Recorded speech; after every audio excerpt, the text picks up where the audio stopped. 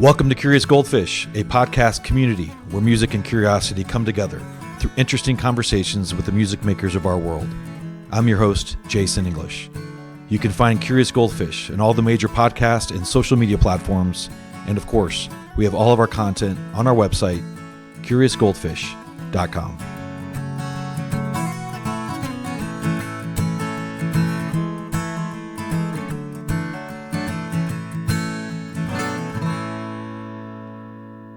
Elizabeth, Liz, Rozes. All of So nice above. to meet you. Thank you for joining the podcast. Yes, thank you for having me. I really appreciate it. So it's a Friday here in the kind of the dead of winter, but it sounds like you've geared up and you're gearing up for a lot more music in 2025, including a single that is out called Skip Ahead, which we'll talk about. But 2024 was a big year for you personally. Yeah. I guess, how are you and how's the new family doing? Good. I mean, I think we're out of the upside down of it now. Like, I feel like it was a big adjustment, obviously, having a kid. But I think that we've established who we are now as a family and how to function within that, how to work and all of that. I think 2024 was definitely a building year in all ways, rebuilding who I am as a person and mother, and rebuilding who I am as an artist in music. And so I think with that, 2025 is looking exciting. That's awesome. What's the best part about motherhood so far for you? Gosh, I think it's seeing the little things become so magical. The leaves on trees. My daughter just loves trees, and we have a sunroof in our car, and she's just so fascinated by like raindrops and just like the little things that you take for granted that she's seeing for the first time. So I think just discovering the world through her eyes has been amazing. That's awesome. So in terms of inspiration for music, you've talked a lot through the years about heartache and some sort of challenges with anxiety and depression and things like that. I guess from an inspiration standpoint moving forward, do you see your family and in her specifically being a big focus or a big source of inspiration for your music? I mean, absolutely. I think she's my reason, right? So I think like before, when I was fighting for my career, I was fighting for the dream of it all. And now it's more than that. Now I'm fighting for my daughter's life, her livelihood and things like that. So I think the inspiration is now, I wouldn't say it's more survival mode, but I would say it's more motivating, I would say.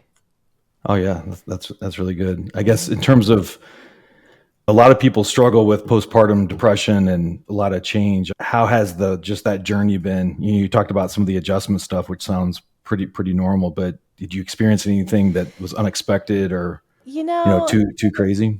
I think during pregnancy was the hardest for me because I have diagnosed OCD and anxiety. So for me, during pregnancy, I was constantly ruminating on, am I eating stuff that could poison her? Things like that. There's just the little things like, am I doing something that could harm her?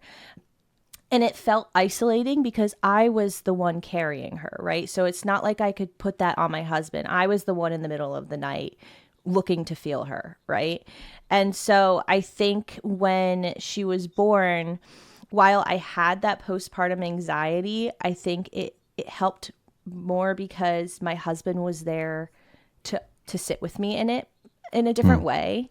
So I would say it was different for me because I had it during pregnancy, whereas after the fact, I felt like I had more support. Okay. Well, that's fantastic. I guess, do you anticipate more little Roses in the future? Or I definitely do. Yeah. Is that part of the plan? All right. That's exciting. And you guys are still in Philadelphia because of, I think that's where you're from, and it sounds like you got a great family support system, which I know will helping raise and helping support the little ones, right?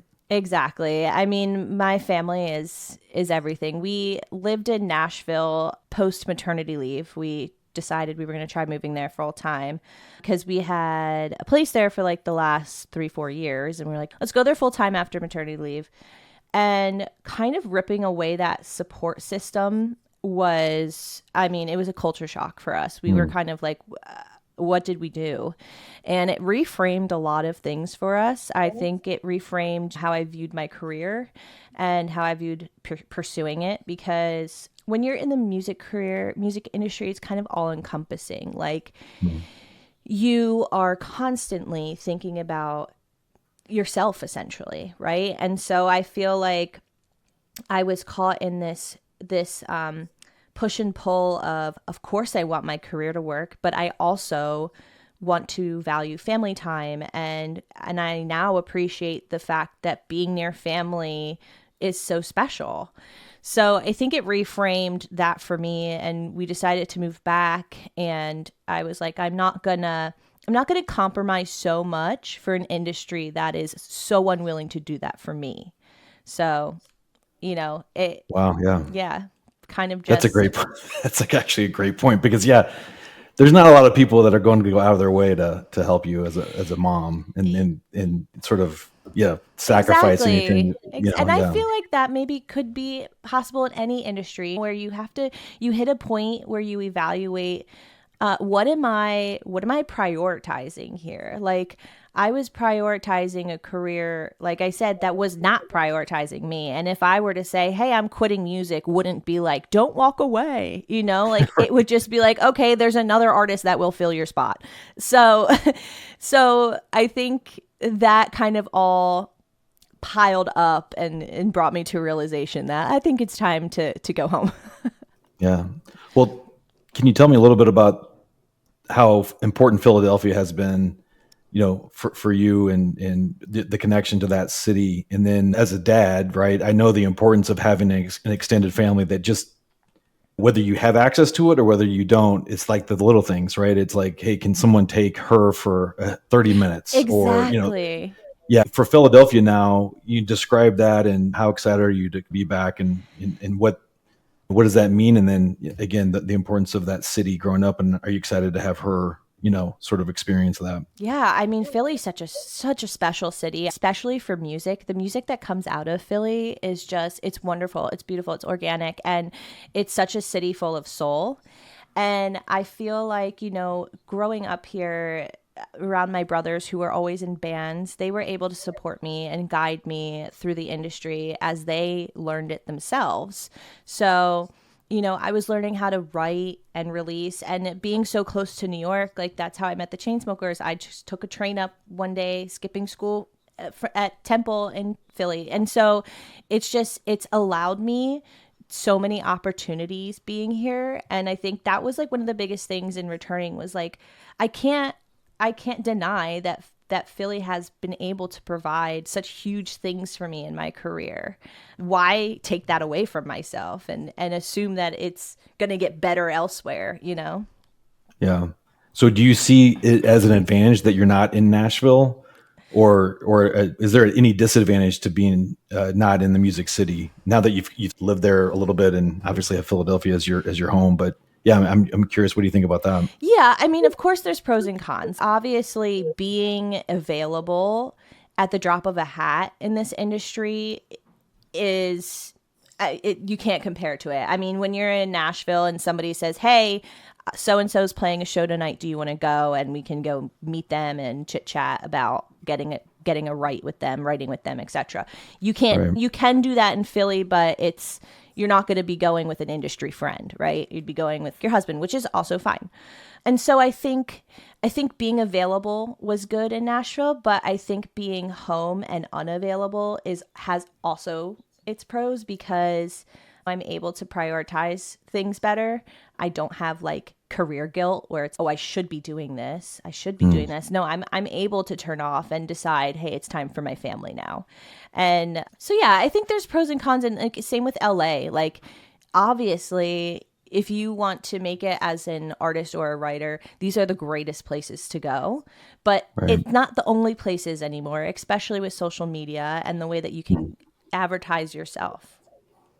Okay, that makes sense. So it's pretty well documented your childhood in terms of the musical influences, the church, all the instruments that you've learned how to play at a pretty young age. Do you foresee paving a similar path for your daughter, just in terms of not maybe forcing her into the music industry, but surrounding her with the ability to tap into music as an important part of the life? Oh, definitely. I mean, it's so funny too, because I always tell my husband, like, I hope she's an engineer. I hope she's a doctor. But it's almost like she can't help but be drawn to creativity. Like anytime there's music playing, she stops and she's like, it's music time. Like she can't help but love it. And so it is certainly in her blood. My dad is a musician and he's always pulling out his guitar and playing nursery rhymes for her and all of that kind of stuff. So I think that she's very much going to be surrounded by it in the way that I was, and I will support whatever route she chooses to take with creativity. And I'll be interested to see. No, that's great. That's great. I know you mentioned the Chainsmokers. I have a couple questions about that, but I want to talk about the music. So you've got a new single out called "Skip Ahead."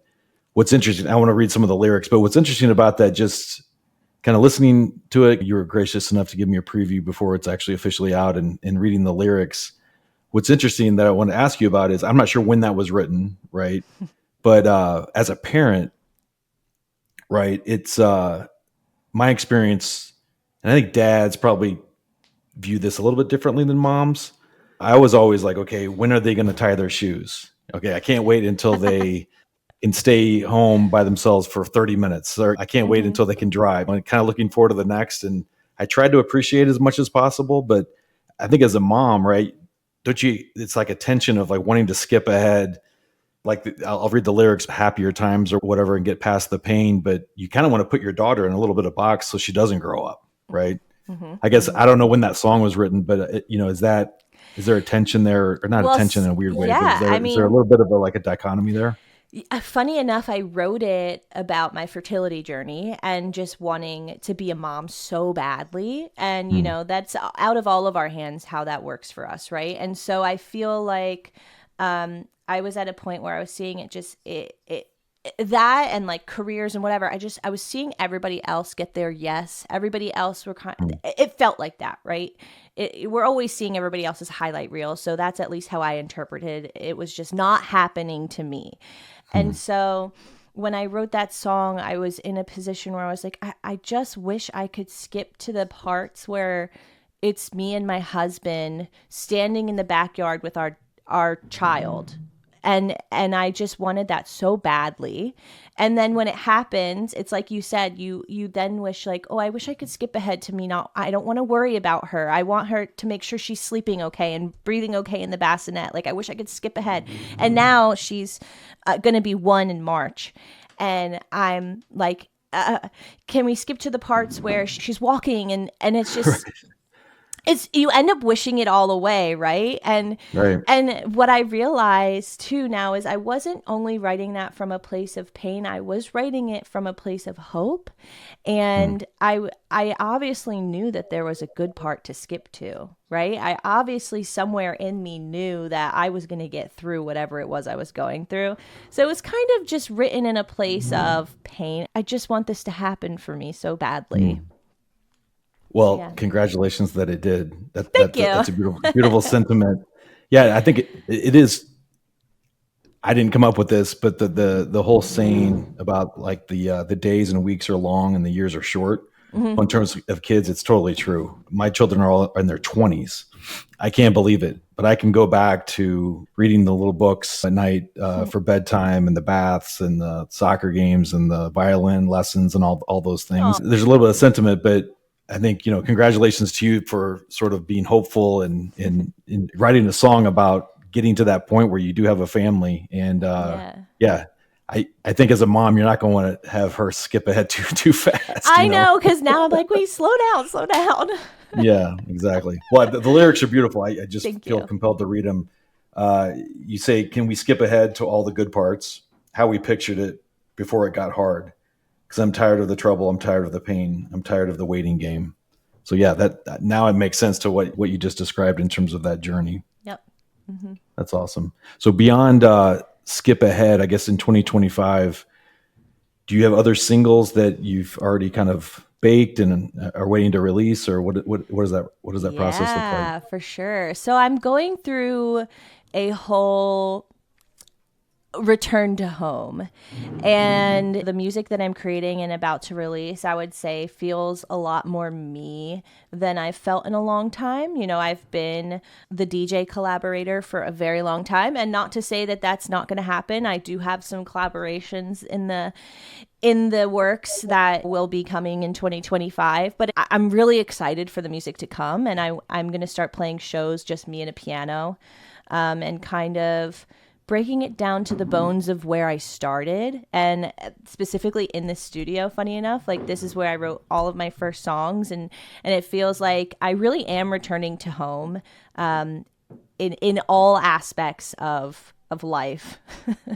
Oh, that's great. I mean, your voice is so versatile; it could probably fit in almost every genre. But I was thinking about it because your parents, I think, took you to James Taylor, right, as your first concert. I've heard through the grapevine that you do a very mean Stevie Nicks, Fleetwood Mac cover set list with a band and things like that. And I'm thinking, okay, her voice would be perfect for that sort of singer songwriter, acoustic, folk rock kind of genre, right? Is that so? You're saying that might for be in the sure. works? I mean, my dad has. I grew up on like folk rock. Right. That's the lane that I just have grown up in and listened to, going to breakfast with my dad, going to church, whatever it is. And he's in his own band himself where he plays that stuff. So that's like, that's home base for me. Right. I don't know that that's going to be the future of my music, but I can't say that it will never be. I've always had side ventures that are more Stevie Nicks based, and yeah. That's the thing, is when you are a songwriter, you learn how to write all the genres. You confuse yourself as to who you want to be. Right. Well, that's exciting, because that's, again, I'm probably too old to understand the electronic pop DJ world. My kids obviously understand that better, but I will say I was cool enough to listen to Rozes, the song, the collaboration that you did with the Chainsmokers. It ended up being on a workout playlist that I had. And so the fact that I'm talking to you after you helping me get through lots of runs through the years, this is awesome. I guess I have a couple questions about that moment and that time frame. So the Curious Goldfish podcast, it's my shtick to talk to as many people that have 1 billion streams as possible. Actually, you're probably the first. But what is that? I mean, 1 million of something seems impossible, whether that's making $1 million or having a million subscribers to something. But a billion, you hit that billion mark last year with Rozes, the collaboration with the Chainsmokers. I mean, has that set in? And do you understand like the magnitude of that? See, that's the thing. The magnitude of it is the hardest part, I would say, because being in this industry, you're moving the goalposts so often, right? So you're just constantly competing. So obviously hitting 1 billion is amazing, and it is massive, and it is something that I should probably feel the weight of, but I think I achieved it, and then I was like, let's get another. So I think I mean, it's really hard. It's really hard to explain, but when you see streams and you see millions, right? And you think if you could see all of those streams in a room, that is so many people, right? That is so many people. But for some reason, you just look at it and you're like, I want more. No, that's wild. Yeah. It is tough. It's very tough, and you kind of do have to reality check yourself a lot. And it's the reason why I hang these things on the wall, because I want to walk in here and I want to say, you did accomplish these things. You can be proud of this. You don't have to keep competing. Just be right. You are worthy. But yeah, so I think it's tough to feel the magnitude of it, because I'm constantly telling myself, what can I do next? Well, good for you. So I think the most impressive part of that whole story is the fact that they hit you up when you were in college after hearing, I don't know how they heard your music. I don't know, it was SoundCloud or something. SoundCloud. But they hit you up when you were a student in college, and you wrote songs with them as a college student. I don't know that. I mean, how much confidence did that give you at that age? I mean, I can't imagine. Confidence has always been something I've struggled with. I think it's something I'm good at faking.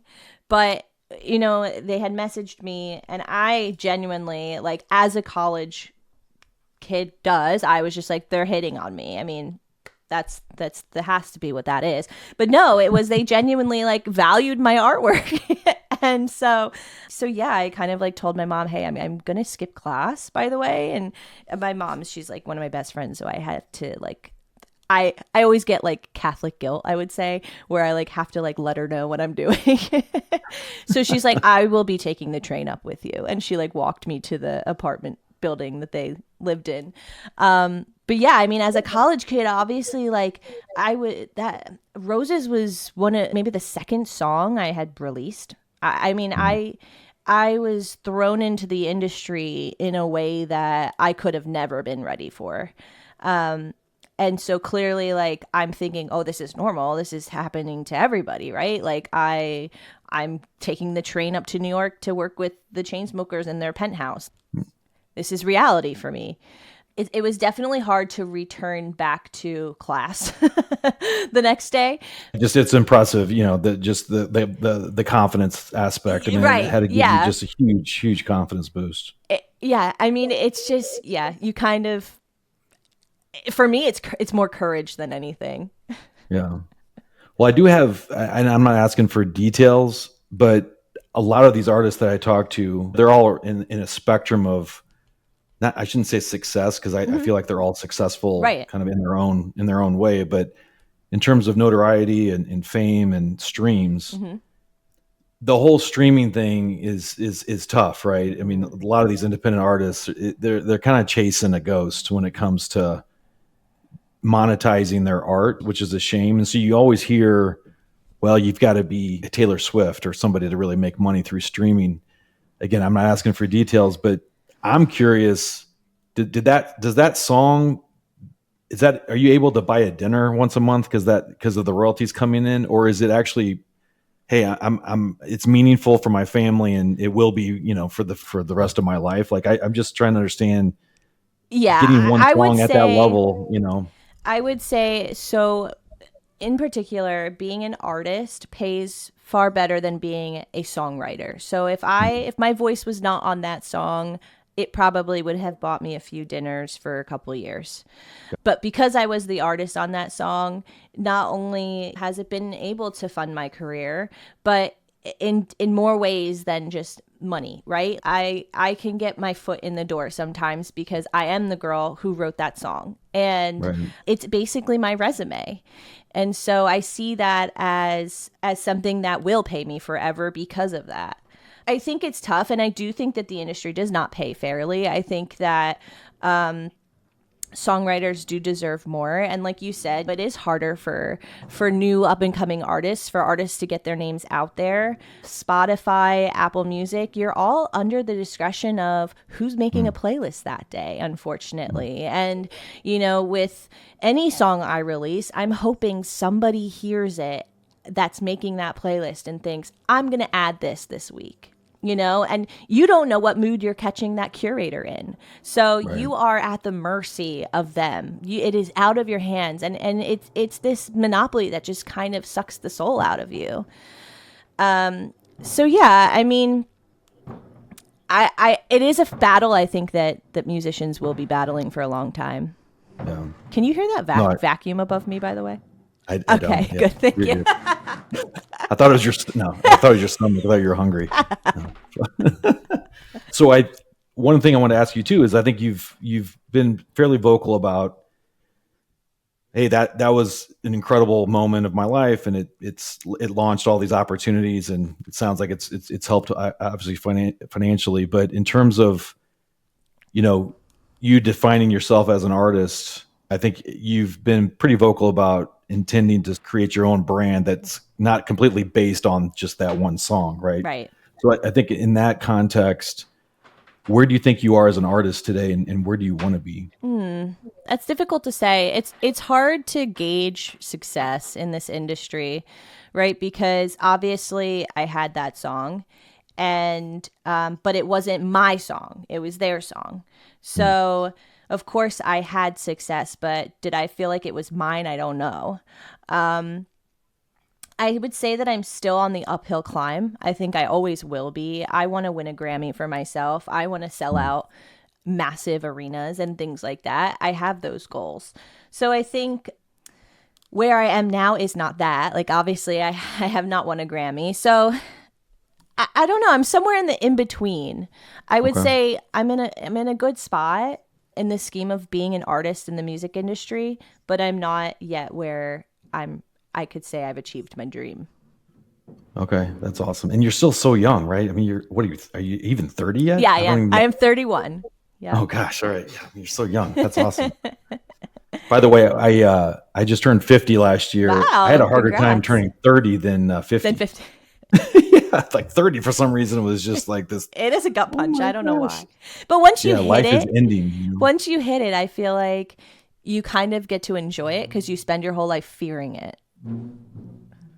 Okay, yeah, that's good. Yeah, that's really good. So in terms of influences, I know you've referenced Amy Winehouse and No Doubt and others through the years. Has that changed? Did you have different influences, do you think, today in your 30s than you maybe have had as a teenager or in your 20s? Honestly, no. I mean, I struggle, to be honest with you. I struggle finding new music that I like. And I don't know if it's because I'm aging, and my parents would listen to a song in the car and like, what is this crap? I don't know. I don't know why that is. I think maybe there's something to the nostalgia of those artists for me that drew inspiration and the reason why I started music. And that's probably why I continue to draw inspiration from them. Of course, I'm always inspired by the things that go viral on TikTok. And I love to see why things connect. But I wouldn't say that I've like listened to an album top to bottom and said, oh, well, that's not true because Noah Kahan really did do that for me. Okay, there you go. Yeah. But yeah, I mean, I would say I still relatively have the same inspiration. Okay, perfect. I want to come back to sort of I think your messaging through the years has been a lot about being a source of inspiration and anchor for people that might be going through different struggles that you had experienced. So I want to come back to that, but to tee that up, this podcast I started about a year ago. The show Ted Lasso. I don't know, did you watch Ted Lasso at all? Yes. So that show changed my life in a lot of ways. Wow. And the Curious Goldfish comes from that television show, Wow. like be curious, not judgmental, and then be a goldfish. Yeah. So in terms of curiosity, I think that's underrated. It's probably underrated in music. I know it's underrated in relationships and in the business world and things like that. But as a mom now and married and in your 30s, what are you most curious about today? What am I curious about? I guess I'm curious about the future of music. I think when we're speaking to things like streaming services and social media, I'm curious to see if there's a way that the industry can break from those shackles sometimes. And yeah, I guess I'm interested to see where that all goes. I'm curious where I'll continue to draw inspiration from. Yeah.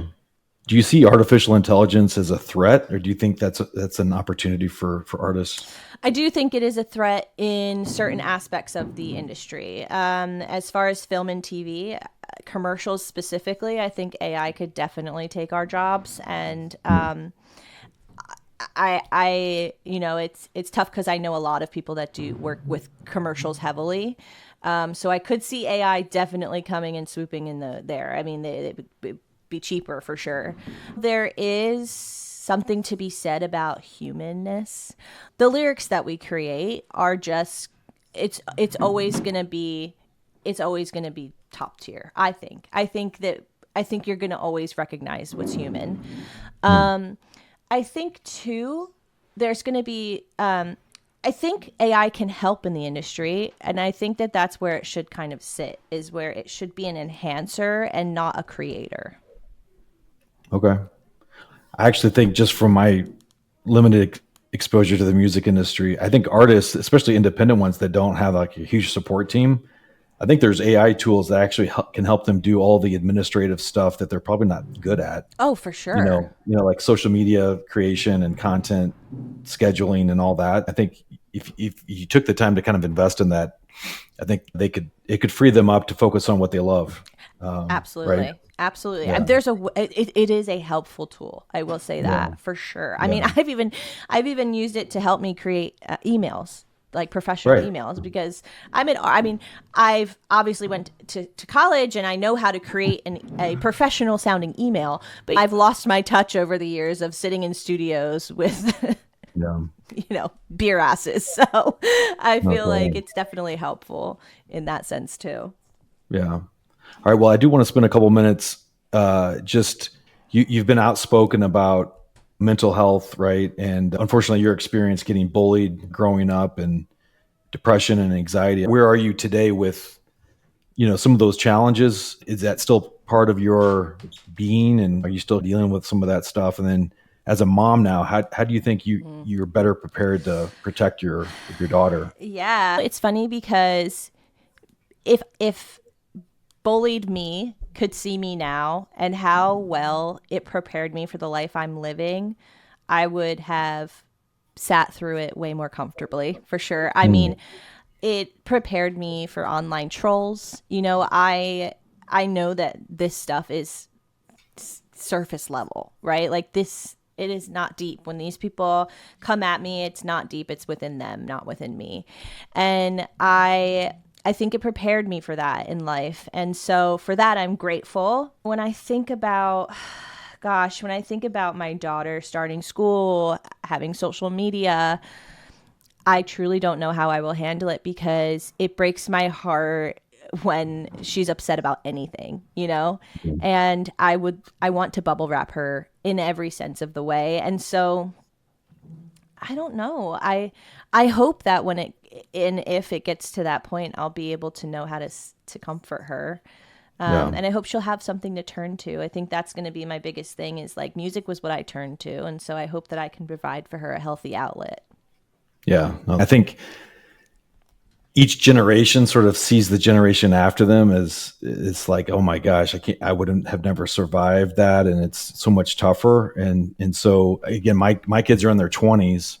They all dealt with different things just based on their age and all the technology that was available to them and everything. And then now it's people, kids like your daughter's age, it's even changed in 10 years, and some of it for the better, but some of it's really scary. I think your experience that's really important to have that base, because some people actually they underestimate sort of the power of all that stuff, and they for granted that it's so easy for people to get jacked up from it. Yeah, I obviously know that it's just words, right? But my daughter might not. I didn't when I was younger. I thought it was genuinely my fault. I thought I genuinely deserved what they were saying to me, and that I just was different than everybody else, And so I think that it's tough. It's going to be tough to gauge the boundaries on that for her.